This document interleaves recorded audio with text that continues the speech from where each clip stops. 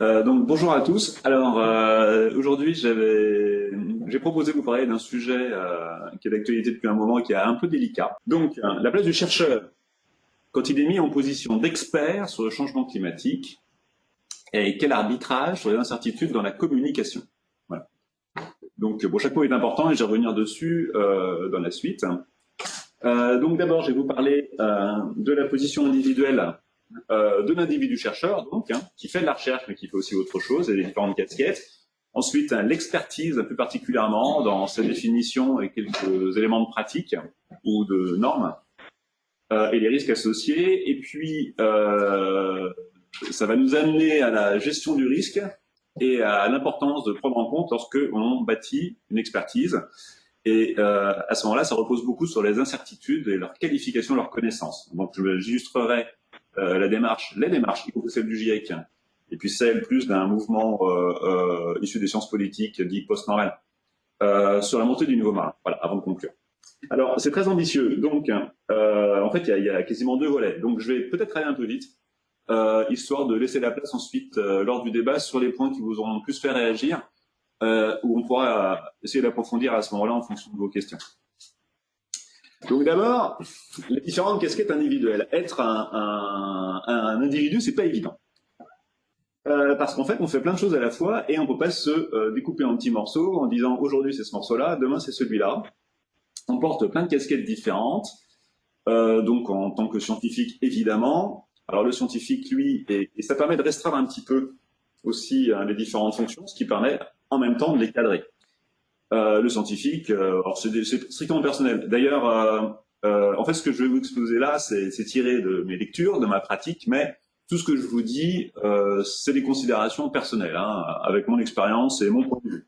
Il n'y a rien de normatif là-dedans, mais c'est des éléments de réflexion que je voudrais partager avec vous. Alors, le scientifique, en résumé, produit de la connaissance scientifique, et il publie, très important forcément, et il échange avec ses pairs. Et l'échange avec ses pairs, dans le cadre de la discussion scientifique, c'est obligatoire, et c'est la pratique, c'est la validation.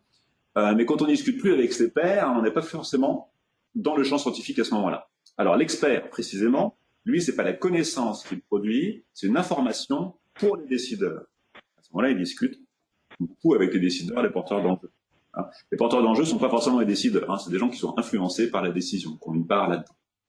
Une action aussi en tant que vulgarisateur ou d'enseignement, dans une moindre mesure. Donc là, à ce moment-là, c'est un transfert des connaissances existantes vers le grand public dans un cas, ou vers différentes personnes non scientifiques. Ça peut être des étudiants, à ce moment-là, on les forme pour qu'ils deviennent évidemment plus techniques. Donc là, c'est l'information de la sensibilisation. La sensibilisation qui a aussi un impact sur les perceptions et ensuite sur les décisions ultérieures. Le citoyen, voire élu, un chercheur, c'est beaucoup de cas d'ailleurs. Irina Sondelmotte, elle a été élue au conseil municipal, c'est absolument normal, c'est absolument pas incompatible. Là, on est dans le domaine du politique. Et à ce moment-là, on peut soit administrer, soit, en tant que citoyen, interpeller les élus sur leurs décisions qui sont liées à leur mandat. Consommateur, aussi naturellement, on est dans le volet économique et on influe ou on interagit en tout cas par ces choix de consommation avec les producteurs, les vendeurs, industrie, services. Voilà. Contribuable aussi, du fait qu'on paye nos impôts ou des redevances, notamment par exemple la facture d'eau, mais aussi la facture d'électricité, de gaz, etc. Derrière, il y a évidemment des choix. Et surtout, en tant que contribuable, nous avons un droit de regard sur les politiques publiques financières, c'est dans la Constitution. Aussi, sur le volet culturel, à travers les associations, donc on peut être acteur. Donc à ce moment-là, là c'est vraiment la place pour la conviction personnelle, parfaitement libre. Ces ambitions de changement, ces visions sociales, culturelles, tout ça. Beaucoup plus dans ce domaine-là. Et on interagit aussi par lobby. Alors ce que vous voyez dans ces différentes casquettes, c'est d'abord que c'est très difficile d'en porter qu'une seule à la fois, mais pourtant, à chaque action, chaque interlocuteur peut correspondre plutôt à une certaine casquette. Ça dépend de la nature de l'information qu'on communique, la façon dont on la communique, et de l'interlocuteur. Alors du coup, forcément, ça demande des registres de communication et des éthiques Pour compliquer encore tout ça, l'interlocuteur lui-même, il a plusieurs casquettes. Hein. Bon, alors on ne sait pas toujours à laquelle on s'adresse. Et ça devient très très ambigu quand on s'adresse à un décideur, par exemple, qui fait partie d'Assos, de politique, ou qui a ses propres convictions. Et en général, ce qu'on dit dans la salle, c'est pas la même chose que ce qu'on dit au café avec lui. Hein. Ça n'a rien à voir, en fait. Et la vraie conversation, parfois, on l'a au café. Mais néanmoins, la posture individuelle n'est pas la même, suivant les circonstances. Bon, c'est pareil pour nous. Donc du coup, pour s'en sortir avec toutes ces casquettes, il faut être au clair sur sa démarche. Et lorsqu'il y a des ambiguïtés, il faut les lever soi-même, surtout quand on parle. Hein, en gros, c'est nous qui avons la main, comme moi aujourd'hui. Hein, je vous ai dit au début que c'était une analyse personnelle, que c'est pas une présentation scientifique, et c'est fait pour ouvrir un débat. Hein. J'ai pas levé toutes les ambiguïtés en disant ça, mais j'ai essayé de le faire. Peut-être par la suite, je continuerai. Donc, c'est quelque chose que l'on fait en début, en ouverture, et qu'on fait aussi en amont, lorsqu'on est sollicité, lorsqu'on propose une intervention. Alors, c'est d'autant plus nécessaire de le faire que la demande est souvent confuse. Vous avez par exemple un journaliste qui vous appelle, ou un décideur, et puis il demande un conseil. Et puis il vous dit pas forcément qu'il y a une décision derrière, hein, ou s'il y a du financement, ou ce qui va être fait de cette décision. Si c'est un journaliste, en plus, souvent, il pose d'ailleurs, même si les décideurs posent des tas de questions sur lesquelles on n'est pas spécialiste, hors de notre champ disciplinaire. Sans parler, quand on demande des questions, ça les adore les journalistes, sur le sentiment, sur ce qu'on pense de ceci, cela, de la politique. Alors là, on est complètement hors du champ, à ce moment-là, hein, de l'expertise du scientifique, il faut le savoir. Donc, on ne peut pas délivrer le message de la même façon parce qu'il n'est pas entendu de la même façon par celui qui prend tout d'un coup, qui entend tout ça et qui prend tout d'un coup. Et qui doit faire le travail de « Ah, là, il est spécialiste, là, il ne l'est pas, etc. » Il ne sait pas forcément. Donc, on doit faire ce travail. Hein. C'est une question d'abord de bonne information. Il faut recadrer. Donc, il faut faire ce travail pour préciser à quel titre on s'exprime. Donc, recadrer la question. Hein. On n'est pas obligé de répondre à la question posée. On répond à la question, on répond ce qu'on est capable de répondre dans le contexte donné. Donc, il faut savoir et pas hésiter à recadrer la question qui vous est posée vers ce à quoi on peut répondre. On peut répondre parce qu'on sait, ou on peut répondre parce qu'on est légitime, parce que c'est le cadre. On ne peut pas répondre sur tous les plans, à ce moment, ça crée trop de confusion. Il faut avertir lorsqu'on exprime un avis personnel. Ça, c'est une question d'éthique, hein, c'est officiel. Hein. Et les avis personnels, on peut les avoir, mais il faut prévenir quand on l'a. Toujours dans le respect des personnes, naturellement. Après, c'est autre chose, surtout si on est salarié. Quand il y a des controverses, il faut avertir en cas d'existence et pas faire part juste d'un seul avis parmi les controverses. Ensuite, il faut voir ce que c'est qu'une controverse. Et balayer les polémiques. Les polémiques, c'est pas des éléments de débat. Hein, et les journalistes adorent les polémiques, mais moins les controverses. Donc la polémique, c'est une discussion sur un thème qui reçoit beaucoup de succès médiatique. Voilà. Ça ne veut pas dire que la question est pertinente, ça ne veut pas dire que la réponse est inconnue, mais ça veut dire que ça fait le buzz. Et donc les gens réagissent énormément d'un point de vue médiatique. Donc d'un point de vue scientifique, ça ne nous intéresse pas, ça. Quand l'information scientifique est passée, hein, rentrer dans les polémiques est toujours risqué. Il y en a qui peuvent le faire, hein, c'est pas interdit, mais c'est risque et péril. Mais c'est plus la posture du scientifique, forcément.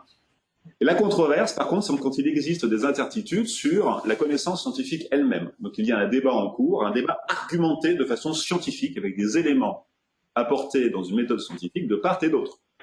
S'il n'y a pas d'éléments scientifiques d'un côté et qu'un gars s'est réveillé le matin en disant « Oh là là, les particules cosmiques », s'il n'y a pas d'éléments derrière, c'est pas une controverse. Hein. C'est juste un type qui a une idée en se levant, c'est tout. Hein.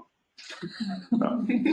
Donc, alors, il faut maîtriser du coup soi-même ce qui motive notre expression. Hein, pourquoi on parle? Ça veut dire que d'abord, il faut avoir des connaissances scientifiques bien établies et savoir placer son expertise personnelle. Donc, on est expert dans son champ de spécialité. Hein. On n'est pas spécialiste des autres champs dans lesquels on ne pratique pas, sauf si on a fait des formations et passé beaucoup de temps, ce qui est en général rare, parce qu'on est souvent monospécialiste. Ce qui ne veut pas dire qu'on ne peut pas être expert sur ces sujets. Être expert, ça veut dire qu'on est capable d'en parler et de sous-peser, de faire le bilan des connaissances scientifiques.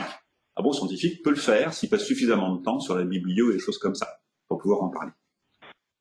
Quand on n'est pas spécialiste, c'est un regard personnel non spécialiste, et à ce moment-là, il faut que ce soit clair pour l'auditeur. Hein.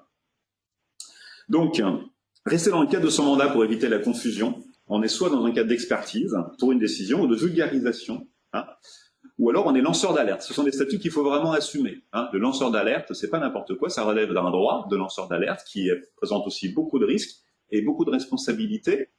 Donc quand on actionne cela, il faut savoir qu'on l'actionne. À ce moment-là, il faut le faire vraiment. Hein. Également, comme on le dit qu'il faut savoir cadrer, il faut savoir aussi recadrer et refuser de répondre à certaines questions. Hein. On est très souvent poussé dans le retranchement, mais dit vraiment ce que vous en pensez, tout ça. Je dis bah non, je peux vous répondre. Je peux pas, ce serait trop risqué. Je pourrais vous dire des choses dont je ne suis pas spécialiste, où je pourrais me dédire, ou induire les gens en erreur, et puis c'est pas vraiment le lieu aujourd'hui, etc. Hein. Il y a différents débats pour différents lieux. On peut pas tout faire au même endroit. Donc éventuellement, il faut éclater en plusieurs interviews, en plusieurs occasions. Alors, l'expertise, ça c'était vraiment, bon, je me suis un petit peu avancé, mais détaillons ce que c'est que l'expertise. Alors l'expertise, c'est le fait d'apporter des connaissances scientifiques et techniques disponibles pour éclairer une décision. S'il n'y a pas de décision derrière, il n'y a pas d'expertise. Okay. En tout cas, dans cette définition-là, bien sûr, ça empêche les gens de parler. Il faut que cette information soit disponible. On ne parle pas de connaissances qui sont pas encore. J'ai pas dit établies, hein, parce que les connaissances peuvent déjà être apportées, mais pas de façon encore très robuste. Elles existent. Okay, on peut en parler. Technique, ça veut dire vraiment des solutions techniques, c'est plus dans le domaine scientifique, ça nous concerne moins, mais enfin ça fait partie de l'expertise aussi. Du coup, on mobilise bien les connaissances existantes. Éventuellement, quand on a la chance et qu'on est en poste, on suscite l'élaboration de nouvelles connaissances en cas de déficit, de façon ciblée, hein, quand on a identifié ce qui pouvait manquer à la décision. Dans ces informations, on sélectionne soit l'expert, dans le processus d'expertise plutôt, parce qu'on n'est pas forcément seul, les informations pertinentes. Ce qui veut dire que là, on arbitre. Cette position d'arbitre suppose la neutralité et la compétence aussi. C'est une étape très, très importante. Parce que c'est là qu'on choisit de ne pas parler de certaines choses. Hein. Et c'est légitime, naturellement, quand on fait avec une bonne méthode. Pour une question posée. C'est-à-dire que quand on l'avait fait pour une question, pour une autre question, c'était plus valable. Hein. Par exemple, sur les c'est fait pour la santé et qu'on est dans un village qu'on est à Paris, hein, la question de la montée du niveau marin se pose pas trop. Donc on n'a pas les mêmes, on va pas mobiliser les mêmes connaissances. Sur les inondations, oui, mais on va pas mobiliser les mêmes connaissances que si on est sur une ville côtière, par exemple. Donc évidemment, il faut les exposer d'une façon appropriée, c'est-à-dire en contextualisant, et notamment en indiquant le niveau de confiance que l'on peut avoir dans l'information communiquée. On fait état des controverses, je l'ai déjà dit, des différents des polémiques, et éventuellement on émet des recommandations.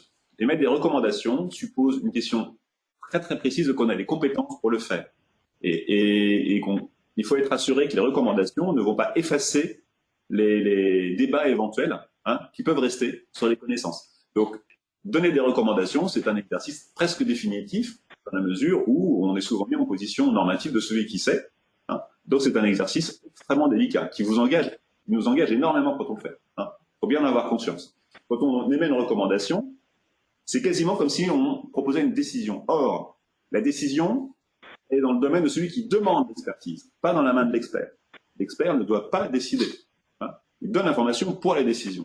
Et il doit le faire de façon à laisser la décision suffisamment ouverte et responsable. C'est pour ça que émettre des recommandations est quelque chose de vraiment très risqué.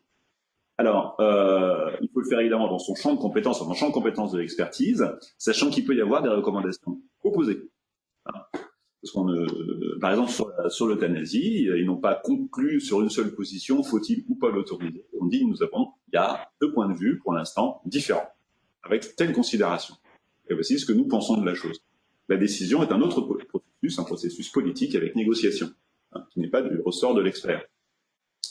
Faire état des controverses, c'est quelque chose de très difficile, parce qu'en général, voilà, plutôt une préférence.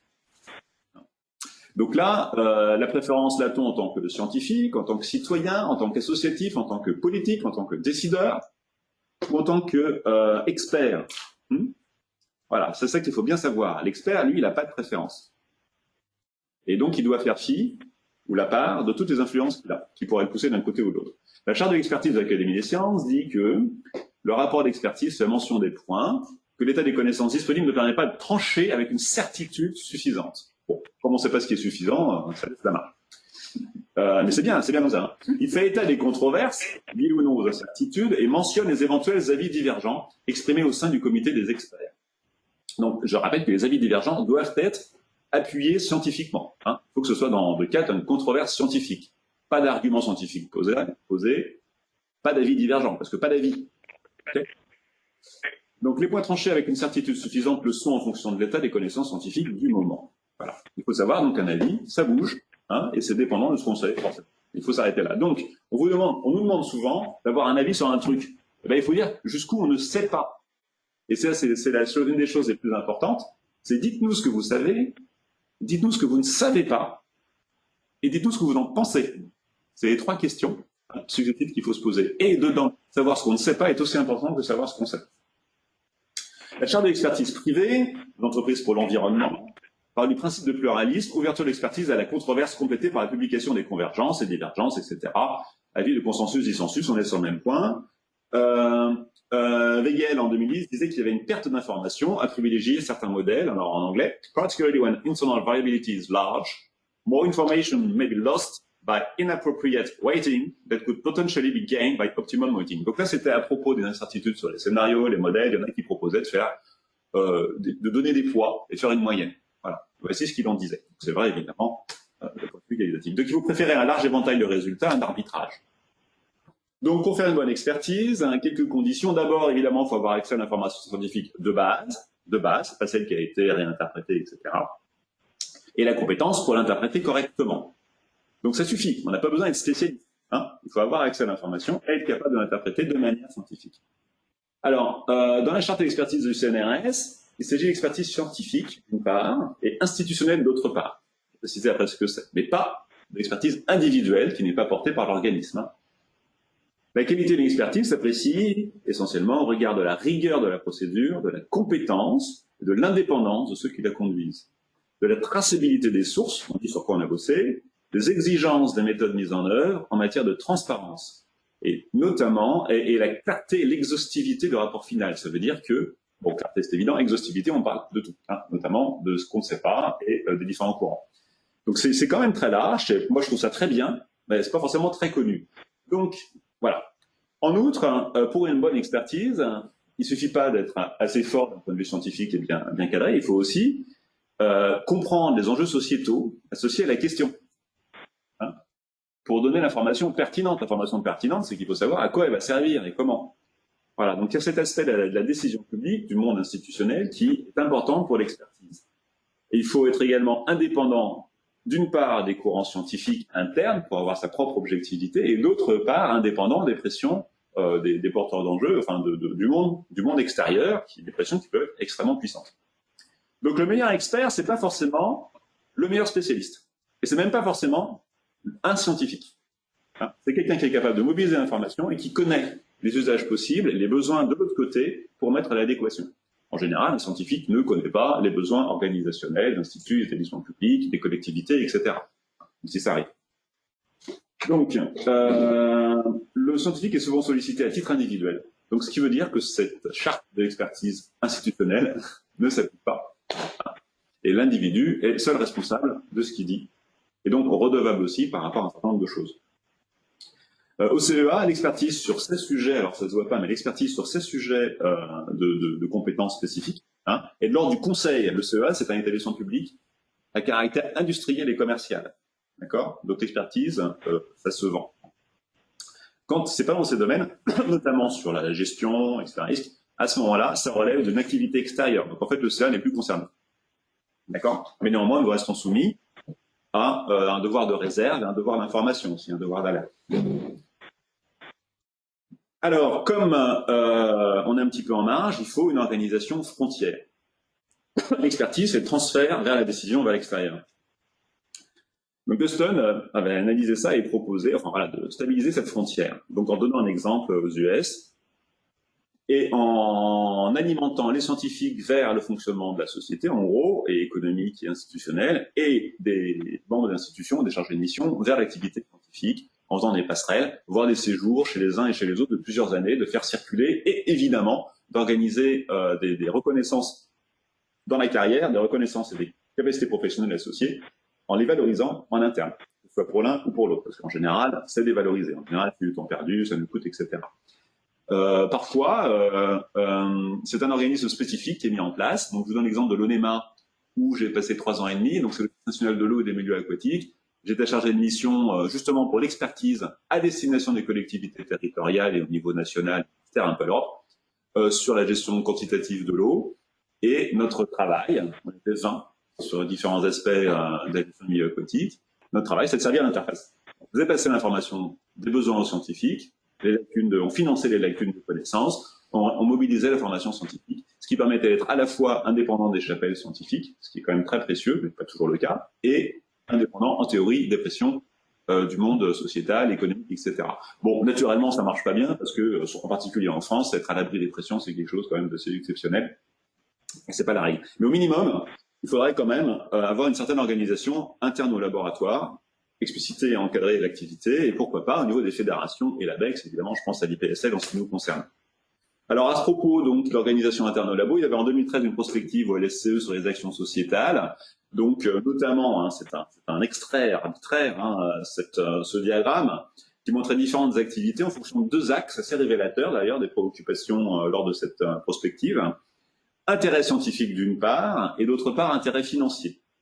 Donc intérêt financier, ça permet de récupérer de l'argent pour fonctionner ou pour financer de la recherche, etc. L'intérêt scientifique, c'est vu essentiellement comme la capacité à publier. Et nous étions plusieurs à proposer ici, dans le petit cadre en bas à gauche, quelque chose qui rapporte rien, ni public, ni fric, voilà. Et qui est expertise type service public, celle finalement dont je vous parle depuis le début. Et voilà, donc on a insisté un petit peu, et puis finalement, bah non, ça n'a pas été pris. Donc il n'y a pas eu de débat ni d'intégration à ce moment-là, donc on a un peu raté l'occasion, mais c'est quelque chose qu'on devrait, à mon avis, reprendre. Alors, au niveau de... Il y a aussi la prospective service climatique de l'IPSL, où ça a été à peu près pareil. Sauf qu'il n'y a pas eu de tableau, c'était des interventions et des échanges qui n'ont eu aucune suite. J'ai essayé ensuite au niveau de la communication. Enfin, il n'y a aucune structure qui permette d'accueillir ça un petit peu de façon organisée à l'IPSL. Si ce n'est les services climatiques qui sont une prestation, hein, donc services climatiques, on est par là, à mettre les données en accès, libre ou pas, voilà. Mais on n'est pas du tout dans cette zone-ci. Hein. Donc l'expertise institutionnelle, c'est celle où un organisme est sollicité. D'accord, c'est l'institution qui doit répondre de la façon dont répond l'expertise. Donc c'est en général bien cadré. Alors, elle peut quand même être individuelle. Hein. Il peut y avoir une seule personne qui répond à ça. Elle peut être collégiale, c'est que des scientifiques, mais elle peut aussi être collective. Et à ce moment-là, c'est pas que l'organisme. Plusieurs fonctions qui sont mobilisées. Ça peut être avec des décideurs externes ou plusieurs services en interne, etc. Donc, par définition, elle engage l'organisme et pas les individus. Elle est cadrée par des chartes, le plus souvent. Hein. Mais pas toujours.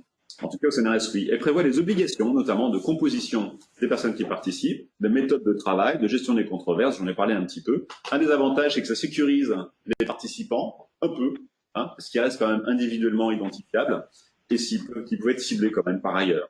L'objectivité interne à l'organisme aussi, c'est quelque chose qui est également difficile à éclairer. Hein. Voilà. Bon, donc ça n'élimine pas les risques de subjectivité. Vous voyez, là, dans la charte d'expertise d'entreprise privée, il y a un principe de pluralisme, dont je vous ai parlé.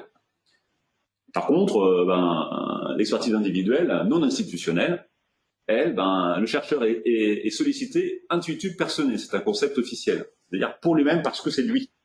D'accord? Pas en vertu de sa position. Donc, dans ce cas-là, il est redevable personnellement et il n'est soumis qu'à aux obligations qui lui arrivent explicitement. En général, très peu. Ça résulte du choix arbitraire du demandeur.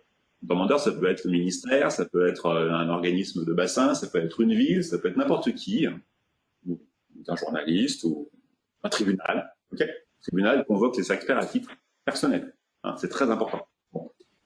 Et voilà. Donc le critère, c'est en général la facilité et le calcul. En gros, c'est quelqu'un qu'on connaît, c'est quelqu'un qui est pas loin. On l'a déjà financé, il est dans les cartons, administrativement ça simplifie. Alors s'il est médiatiquement connu, ça donne un certain point, une certaine légitimité, hein, médiatique uniquement. S'il est politiquement correct, c'est très important, on sait qu'il va pas arriver dans les brancards, pas dire des trucs trop dérangeants. Donc il y a un grand choix en amont hein, de la personne qui a des impacts en fait sur la parole qui va être délivrée. Donc c'est souvent fait avec bonne volonté, mais néanmoins il n'y a pas de protection hein, de principe autour. Et dans le changement climatique, c'est le cas général. Hein. Ces gens, sur le changement climatique, l'expertise est très souvent individuelle. Alors attention, c'est pas parce qu'elle est individuelle qu'il n'y a pas plusieurs personnes. Donc là, notamment, bon exemple du rapport d'Ijouzel sur la montée du niveau marin en 2015, hein, la lettre de mission, c'est le secrétaire d'État chargé de l'écologie, qui est écrit à Jean Jouzel, hein, cher Jean, qui est écrit à Jean Jouzel, hein, ni au CNRS, ni au LSCE, ni au PSL, ni au comité scientifique, et il demande de réunir sous son autorité des acteurs principaux. Donc, c'est à peu près tout ce qu'il y a comme méthode. Vous voyez que là, en fait, il s'agit d'une expertise individuelle qui mobilise un collectif. D'accord? On n'est toujours pas dans l'expertise, donc, institutionnelle. Donc, il n'y a pas de méthode opposable, ni de recours vraiment possible officiel. Même s'il peut y en avoir un officieux. Donc, on a déjà vu quelques écueils possibles dans l'expertise. Un des principaux est de confondre le travail de traduction au travail de médiation. Ça, c'est des concepts notamment construits par O'Reilly et collègues, et puis Becquerel, enfin bref. Donc, il s'agit de bien séparer les rôles. Il y a un rôle scientifique qui consiste à traduire les connaissances scientifiques sans rechercher le consensus, sans arbitrer les controverses, en intégrant des valeurs indicatives, même avec preuves faibles. Ça, c'est la production d'une connaissance scientifique de synthèse. L'autre travail, c'est celui de l'expert qui est médiateur, qui articule cela avec une décision et un collectif décisionnel. Donc, c'est l'interface science-politique. Là, lui, l'expert, il est exposé aux enjeux sociétaux et informé de ces enjeux économiques, politiques et autres. Il sélectionne les éléments scientifiques au niveau de conscience pertinents pour la question posée. Et ce niveau de conscience, il faut que les informations soient disponibles dans la synthèse juste avant. Parce qu'il puise dans les synthèses. Et si c'est pas disponible là, il peut pas. Voilà. Donc, il y a des cas où on peut pas le faire. Par exemple, si je montre. Donc, il faut bien expliciter le mandat et prévoir deux procédures distinctes. Et le problème, c'est que c'est rarement conscient de la part du demandeur. Il ne sait pas trop, en fait, tout ça, ces subtilités. Et puis le mandat, finalement, est confus. Donc, il faut savoir débrouiller le tout. Donc, cette situation peut résulter du mandat. Donc, il faut négocier le mandat en amont. Il faut le savoir en amont, avant qu'on nous confie le mandat, en gros. C'est souvent d'ailleurs comme ça que ça se passe. Le mandat est quelque chose d'officiel qui suit les discussions préalables et restreindre éventuellement en aval si vraiment c'est pas possible. Donc on dit non, je répondrai pas à tout. Je répondrai comme ça parce que je pense que c'est comme ça qu'il faut faire. Et quand on est scientifique ou expert, on est sachant et on est en droit de reformuler la question. Ça fait partie du droit et même ça fait partie du devoir. Si jamais vous demandez à un maçon de vous faire une grosse opération dans votre maison et qu'il pense que ça va la casser, il va dire non, c'est pas possible, je peux pas le faire. Ou alors au milieu, j'ai trouvé ça, c'est pas possible, il faut qu'on change. Il y a un problème, je peux pas faire le trou parce que c'est trop dangereux. Donc je décide de pas le faire, et je suis obligé de pas le faire et de vous le dire. Parce que si je le fais et qu'il y a un problème que je sais qu'il va avoir, je suis responsable. Donc c'est pareil pour l'expertise. Alors il y a aussi des biais individuels. Alors là, je suis totalement politiquement incorrect sur cette slide. Et d'ailleurs, je crois la suivante aussi. Donc, un des biais, c'est la minimisation du risque. Ça a été observé particulièrement, par exemple, pour la montée du niveau marin, pour l'accentuation des ouragans, pour la fonte du pergélisol. Et donc, il y a plusieurs facteurs qui sont qualifiés comme erring on the side of least drama. C'est en fait le fait de chercher toujours à s'éloigner du drame ou d'être un petit peu moins disant. Il y a plusieurs raisons. D'abord, il y a une tendance à la minoration lorsque, notamment, on va appliquer des normes scientifiques de preuve. On demande vraiment à ce que la chose soit prouvée. En termes scientifiques, c'est obligatoire. En termes de délivrance d'informations, c'est pas obligatoire que ce soit fondamentalement prouvé de façon statistiquement significative, par exemple. Absence d'émotion, ça veut dire qu'on présente un truc comme s'il n'y avait pas d'implication, ce qui a un impact sur l'auditeur. On n'interprète pas les conséquences sur les risques, alors qu'on peut être dans un contexte d'alerte, comme sur le changement climatique. Également, l'individu peut avoir peur des implications sociales. Il est un chercheur, il n'est pas là pour se casser la tête ou se mettre sous pression ou stresser, etc. C'est son droit. Mais du coup, cette peur des implications sociétales très larges, comme une ville va être noyée sous les eaux d'ici 20 ans, par exemple, c'est difficile à dire. On ne veut pas non plus être l'oiseau de mauvais augure, celui qui est le porteur de mauvaises nouvelles, un bringer of bad news. On peut également avoir peur, à juste titre, d'un retour de bâton. Quand on est, finalement, quelque part, on est un lanceur d'alerte. Alors là, j'ai un exemple très simple. Par exemple, à Marseille, c'était un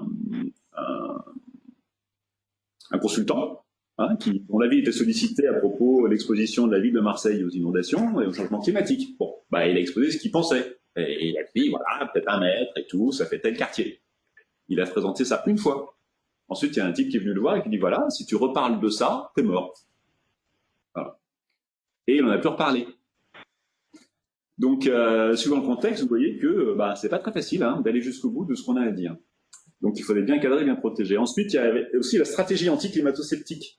À un moment, les climato-sceptiques attaquaient le discours du GIEC en s'appuyant sur les incertitudes et la prise en compte des incertitudes. Comme c'était pas hyper clair, hyper cadré, il y avait un espace pour ça. Et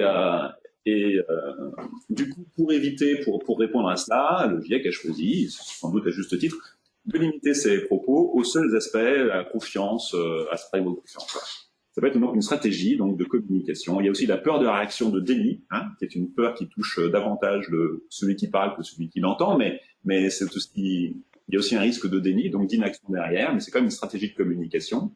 Ensuite, la résistance au changement, c'est quelque chose de psychologique soi-même. On n'a pas envie de trop de s'aventurer dans un espace qui bouleverse notre vie et notre façon de penser l'avenir. Et aussi un réflexe compréhensible, mais un réflexe quand même, de ne pas désavouer ses collègues, hein, qui ont peut-être dit moins, ou qui sont restés peut-être modérés, ou une expertise existante faisant autorité. Alors évidemment, je pense au GIEC. Hein. C'est très difficile pour un chercheur de dire, bah non, bah, je vais pas vous dire pareil que ce que vous a dit le GIEC. Oui, il y a des milliers de chercheurs, c'était l'ONU, bah, je vais vous dire autrement. Ça, c'est pas facile. Donc, il y a aussi une demande institutionnelle qui va dans le même sens. Sur le rapport Jouzel, il n'était pas demandé de faire une expertise nationale sur la montée du niveau marin, mais de décliner les conclusions du GIEC à la France. Donc clairement, là, l'aspect normatif du GIEC a été imposé au niveau ministériel. Et les journalistiques, c'est pareil, hein, on ne veut pas faire de contredire ses amis, etc. J'ai un exemple très clair, d'ailleurs j'en ai cité plusieurs. Là, j'ai été interviewé par un journaliste qui m'a dit, je ne peux pas dire ce que vous dites parce que j'ai des amis dans les sciences du climat qui disent pas pareil, je ne veux pas les contredire. Voilà, c'est ça qui m'a été répondu par un journaliste, donc scientifique. Hein. Dans la journée sur les risques littoraux en 2009, l'an dernier, hein, j'avais été sollicité, j'ai proposé une présentation sur la montée du niveau marin. Les organisateurs CEREMA étaient emballés et par contre, ils n'ont jamais obtenu l'autorisation du ministère de dire autre chose, d'aller aussi loin, parce que la chargée de mission du ministère avait peur que le message qui sort des sentiers battus ne soit pas apprécié par ses supérieurs. Hein. Ça, c'est vraiment la logique du fonctionnement. Hein. Donc ça, ce sont des grosses tendances à l'amélioration et c'est réel. Alors, il y a aussi d'autres biais, comme quand on ignore des éléments scientifiques. Soit on ne les connaît pas, soit on n'en parle pas. Hein. Donc, par méconnaissance, hein, quand la biblio est incomplète, ou pas complètement, ou quand on manque de recul, notamment de réflexion épistémologique sur les méthodes utilisées. Et ou alors par calcul, hein, par exemple, plus ou moins conscient, hein, pour mettre en valeur sa chapelle, parce qu'on est dans un courant de pensée habituel, et puis on n'en sort pas, ou on ne veut pas en sortir, ou alors, et c'est plus grave, lorsqu'on anticipe des financements, hein, pour les capter. Hein, parce que finalement, parler surtout du résultat de telle communauté, de fait, derrière, ça va la rendre importante, les financements sont plus faciles à obtenir. Donc il y a eu un champ de bataille typique là-dessus, entre modèles à base physique et modèles semi-empiriques au niveau du GIEC pour la montée du niveau marin, homérique d'ailleurs, hein, qui n'est toujours pas d'ailleurs vraiment conclu, bon, mais qui s'est fait quand même au détriment d'une communauté de modélisation conceptuelle.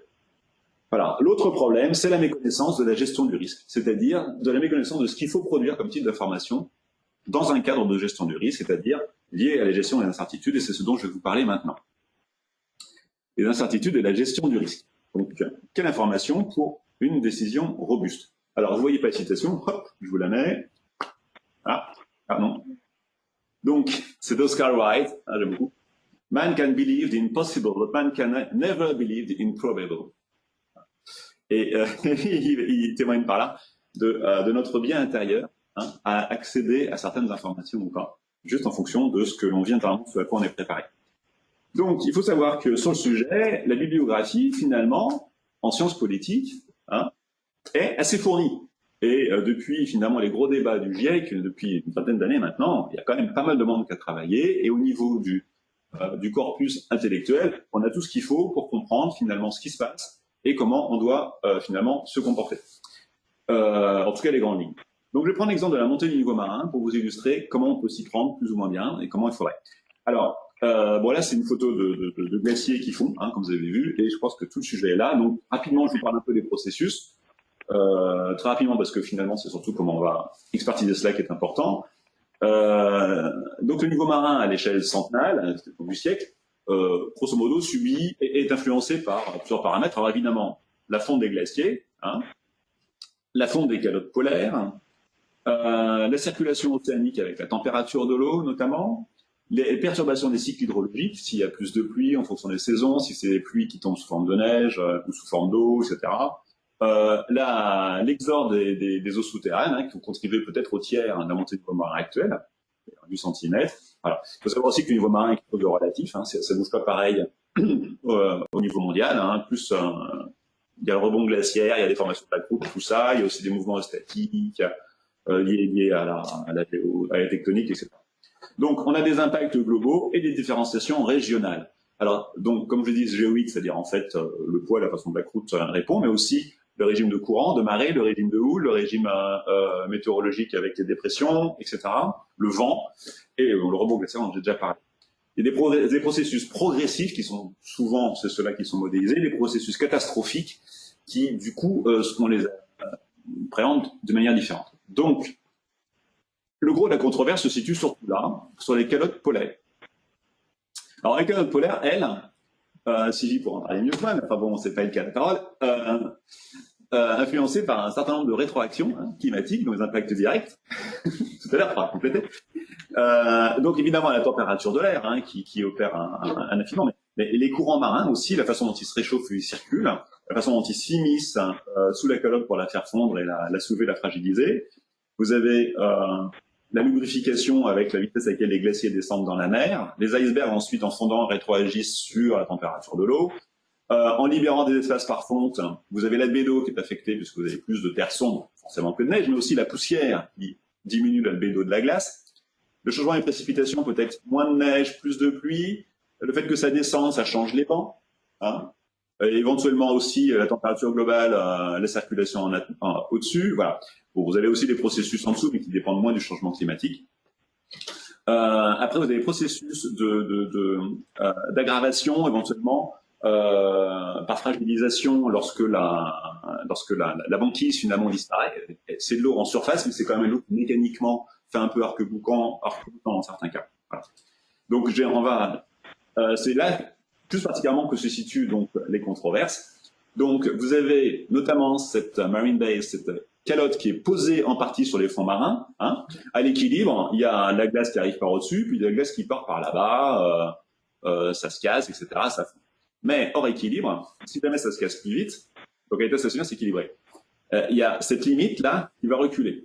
Alors, un des processus, donc en plus du fait que ça s'affine par au-dessus, qu'il y a des forces de lac qui se forment par des fissures, il y a de la fragilisation éventuellement des falaises, etc., qui pourrait augmenter la vitesse, et que ça se réchauffe par en dessous, en s'affinant par en dessous. En plus de ça, vous avez cette grounding line ici, là, cette ligne de front, là, qui peut se faire en fait dépasser par les eaux chaudes venant d'en dessous.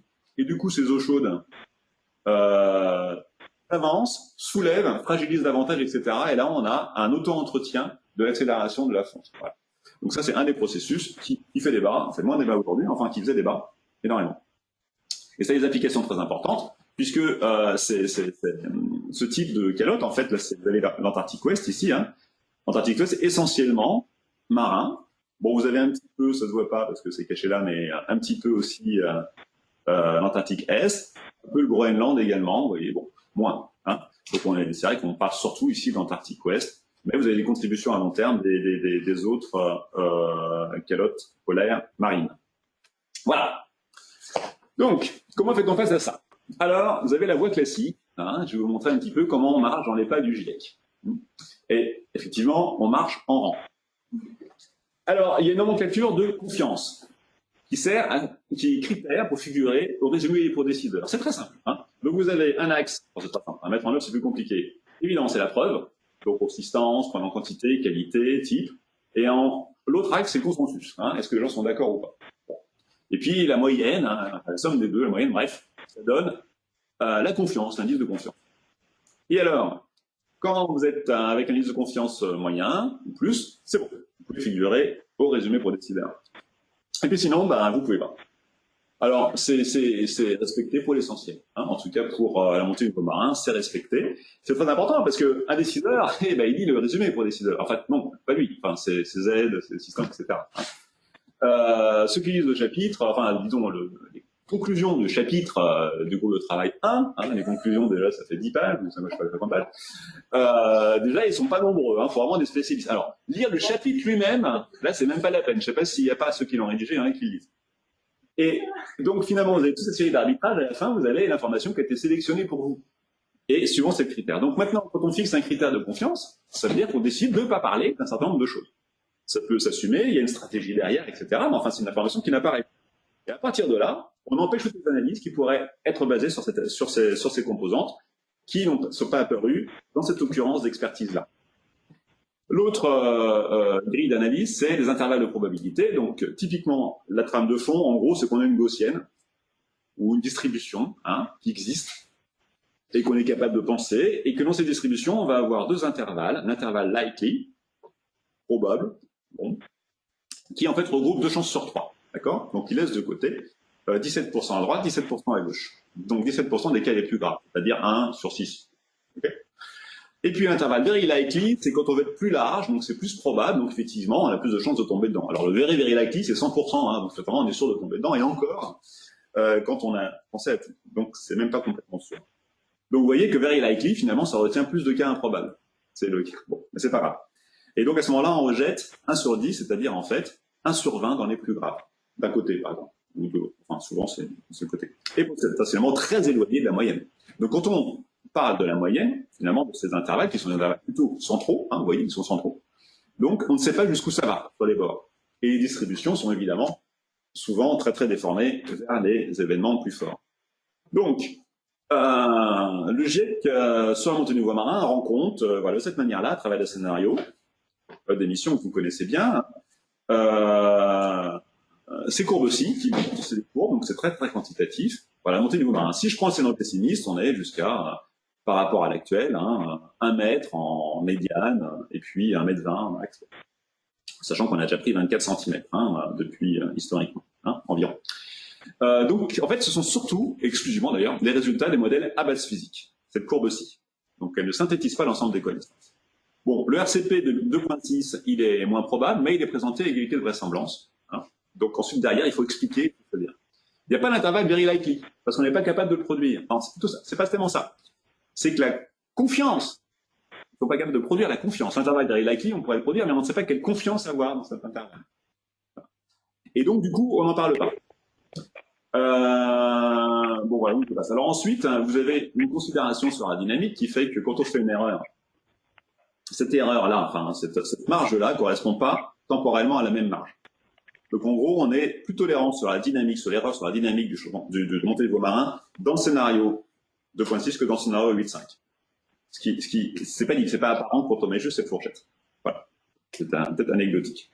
Mais cet horizon au 1er siècle, là, précisément à cause de la dynamique, c'est pas forcément l'horizon le mieux choisi, parce que nous avons des ignorances particulières sur la dynamique. Notamment, va-t-il y avoir ou pas des effets de seuil, va-t-il y avoir ou pas des accélérations? Et toute la question finalement sur la montée du niveau marin, c'est celle-là. C'est est-ce que des dynamiques rapides vont se mettre en branle?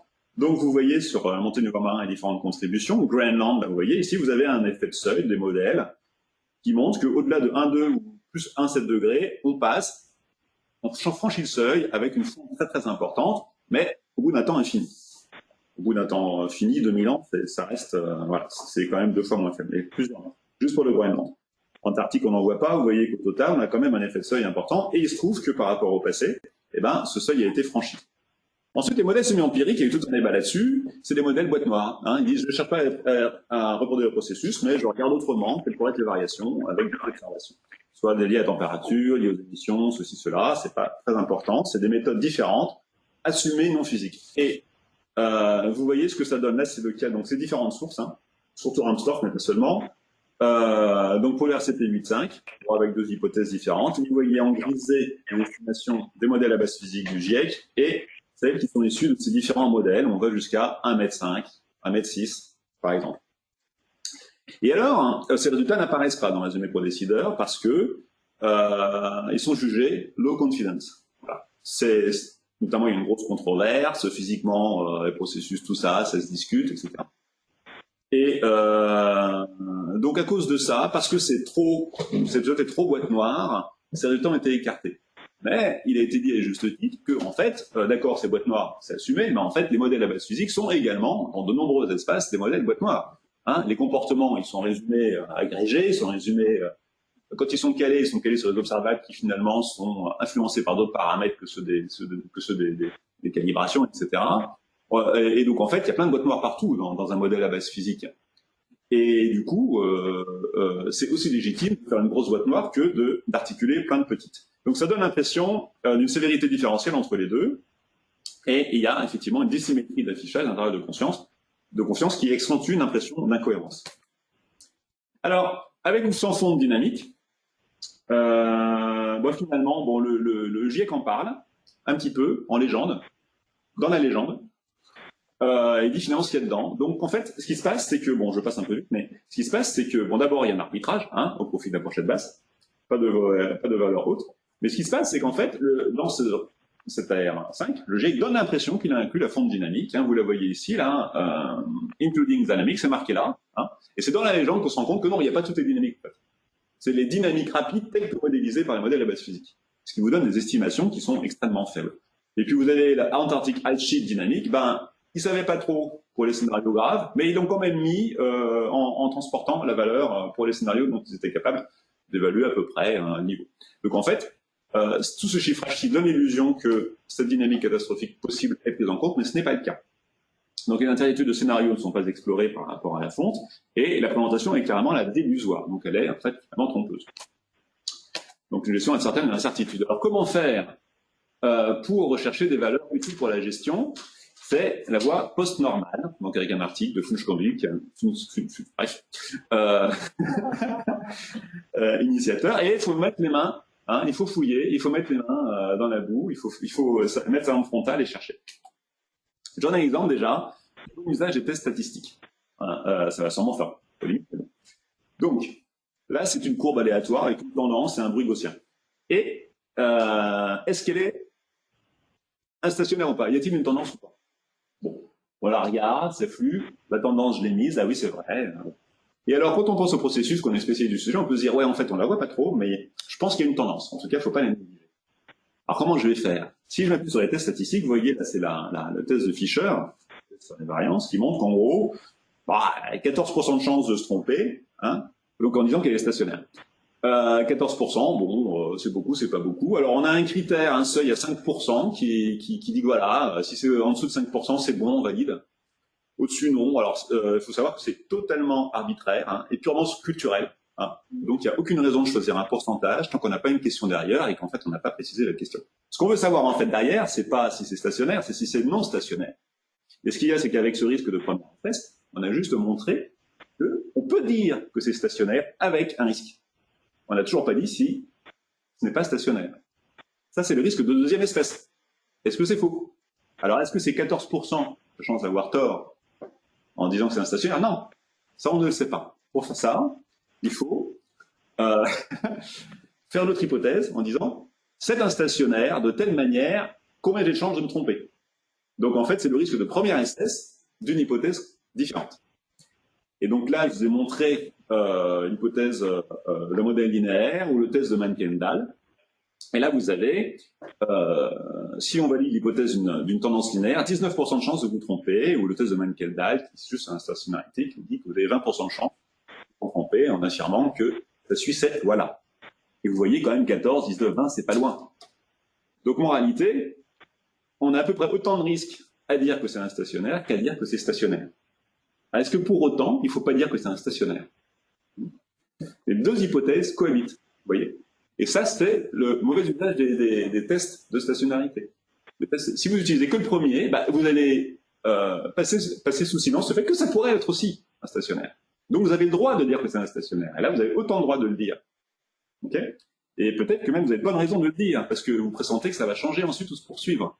Et là, si je rallonge un petit peu la courbe, la chronique, on voit que les indicateurs se caractérisent. Alors, test de Fisher, bon, il est un petit peu pas très bien calculé chez moi. Vous voyez qu'il devient très très gros. Là, on est à 94%. Bon, c'est pas tout à fait ça, mais enfin, il augmente. Hein, donc là, effectivement, on a vraiment une grosse erreur, un gros risque à dire que c'est stationnaire.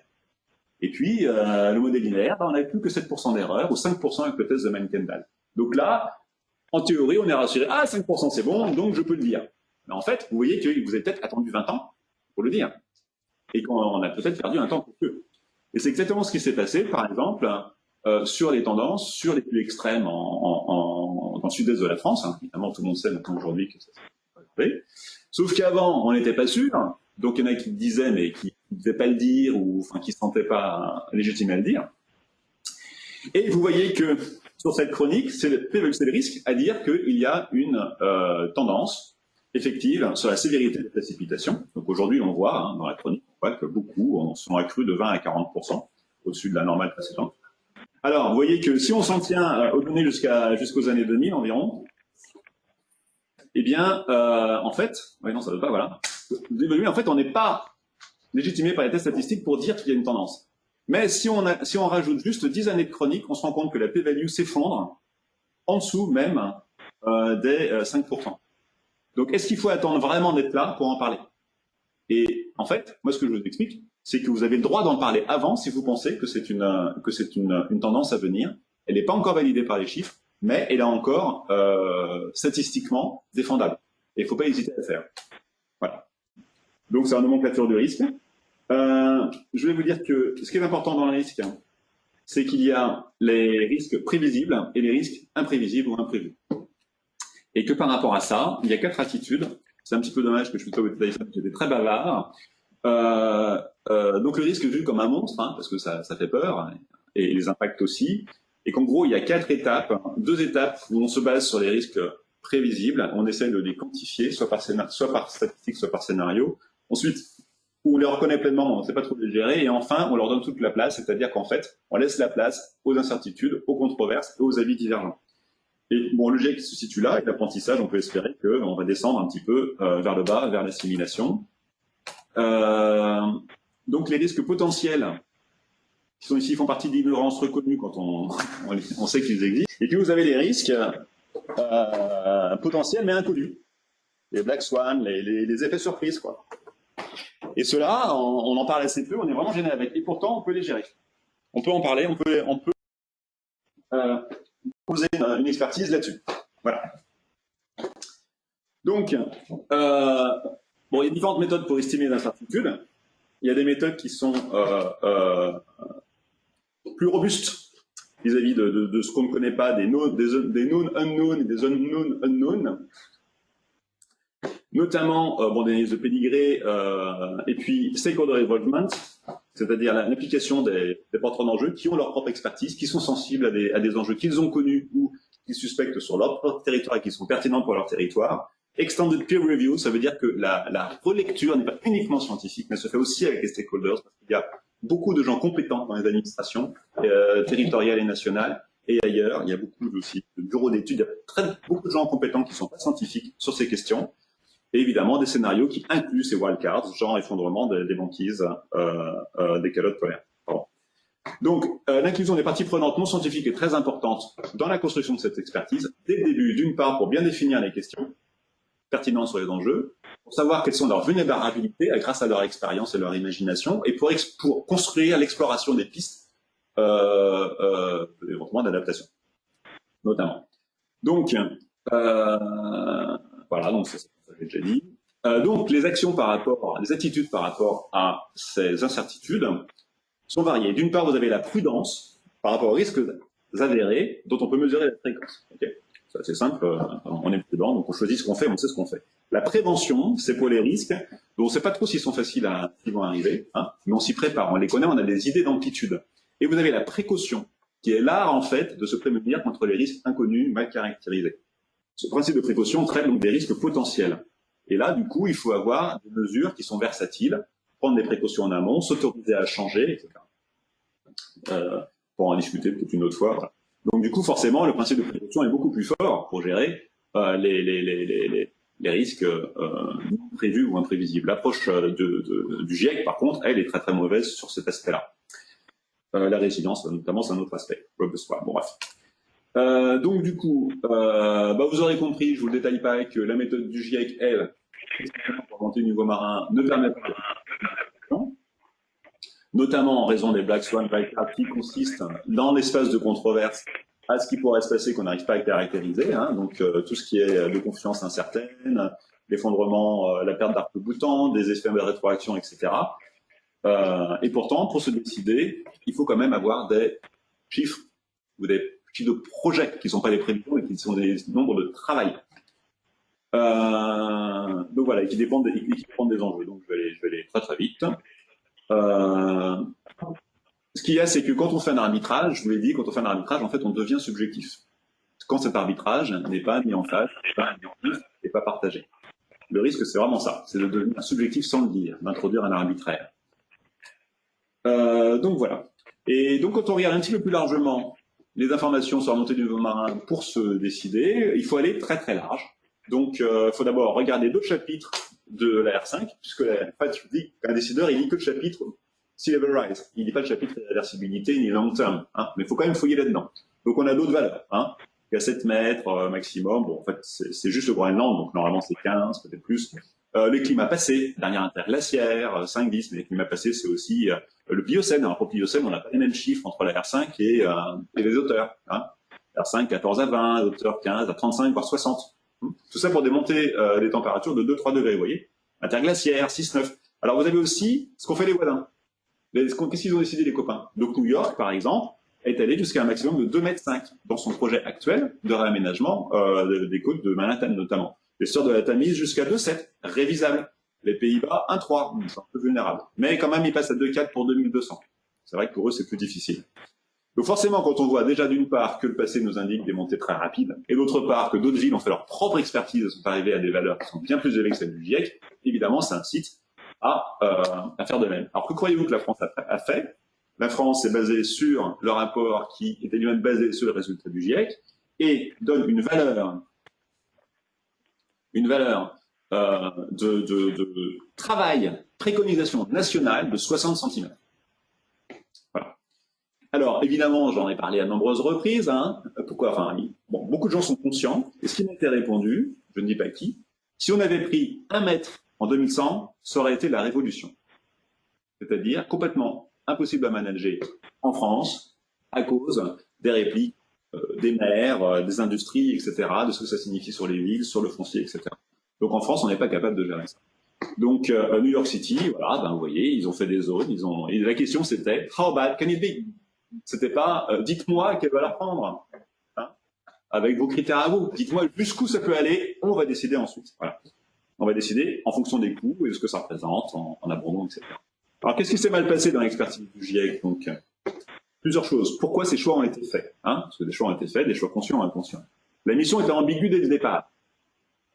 Donc d'abord, il y avait une énorme pression politique en jeu, hein, avec les COP, avec le fait qu'il fallait absolument obtenir des résultats à reconnaissance du changement climatique, hein, et protéger les chercheurs des influences extérieures, des pressions extérieures. Donc du coup, dans la production, les porteurs d'enjeux ont été exclus. C'était en vue, sans doute, à cause de la pression politique.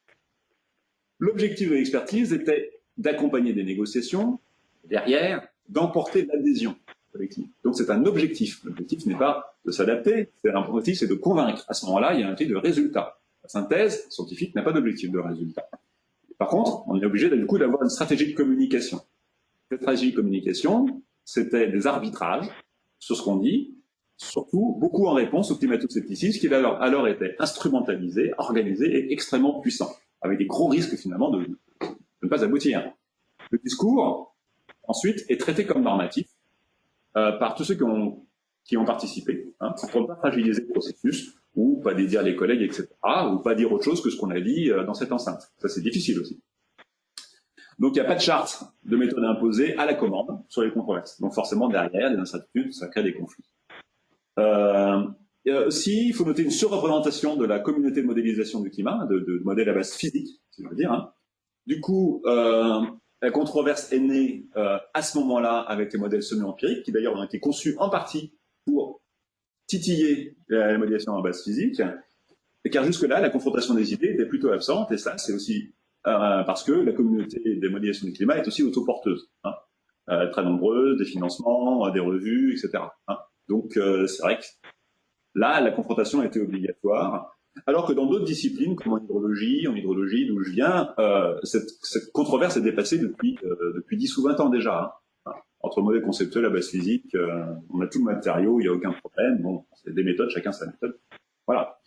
In fine, les arbitrages sont faits en comité restreint, voire très très restreint. Hein. Ça devient secrétariat, voire le secrétaire, à la fin, quoi. Il faut bien faire les derniers arbitrages. Du coup, en raison des délais, de la pression et tout, ce qui fait qu'il n'y a pas la réflexion collective autour. Enfin, il n'y a plus cette réflexion collective autour, des choix pourtant importants, et l'objectif c'est de convaincre pour pousser à l'action, hein, bon, en vue de l'atténuation, mais plutôt que documenter pour préparer aux impacts et l'adaptation. Donc l'objectif, hein, n'est pas le même, ce qui fait qu'on ne peut pas prendre une expertise pour un objectif et la verser pour une autre. Voilà. Du coup, les résultats sont impropres à la gestion des risques. Quelque part, c'est normal, mais aussi, il faut le dépasser. Voilà. Merci pour votre attention. Désolé d'avoir été un petit peu trop ambitieux. Et voilà, place aux questions.